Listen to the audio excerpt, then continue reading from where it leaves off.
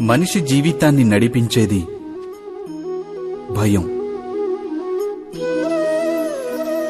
మనిషి సదా భయానికి కారణం అన్వేషిస్తాడు. జీవిత గమనంలో మనం ఎంచుకునే మార్గాలు, ఆ మార్గాలను కూడా మనం భయం కారణంగానే ఎంచుకుంటాం.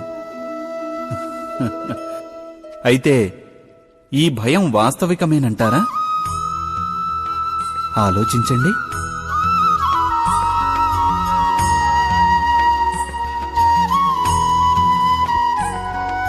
భవిష్యత్తులో తనకు ఏదైనా ఆపద వస్తుందన్న అనుమానమే భయం. కానీ భవిష్యత్తును నిర్దేశించేదెవరు? అది మన చేతుల్లోనో లేక మన ప్రత్యర్థుల చేతుల్లోనో ఉండదు. భవిష్యత్తు ఈశ్వరాధీనంలోనే ఉంటుంది. అయితే ఎవరైనా మీకు హాని తలపెట్టాలనుకొని ఏదైనా ప్రణాళిక వేసుకుంటే వారి వల్ల వాస్తవంగా హాని జరుగుతుందని చెప్పగలరా? లేదు. కానీ భయంతో నిండి ఉన్న మనసు మనకు ఎక్కువ హానికరమవుతుంది.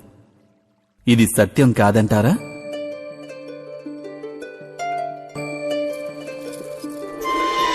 విపత్కర పరిస్థితిలో భయావహ హృదయం అనుచిత నిర్ణయాలు తీసుకుంటుంది. అది విపత్తును అధిక బాధాకరం చేస్తుంది. కానీ విశ్వాసంతో నిండిన హృదయం విపత్కర పరిస్థితిని కూడా సులువుగా అధిగమించగలదు.